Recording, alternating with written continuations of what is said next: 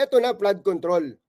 Construction of flood control structure along Sawaga River, Linabo Bridge, Barangay Section, Barangay Violeta, Malay-Balay, Bukidnon.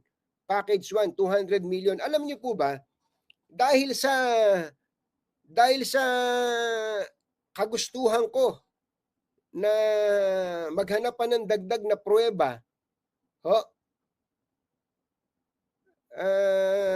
para patunayan na tayo ay hindi nanggo-good time at hindi po tayo fake news, nagtanong po tayo sa DPWH Region 10, mga magulang at mga mahal na taga-subaybay. At atin pong natuklasan na ito pong 200 million na to na construction ng flood control, 200 million po. Ang nakakuha po ng kontrata niyan ay ito pong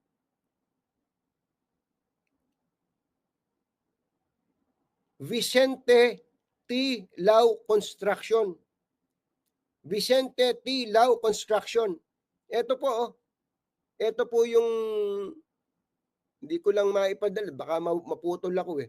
And dito po, may notice to proceed, may contract agreement, may mga pirma po kinauukulan, etc., etc.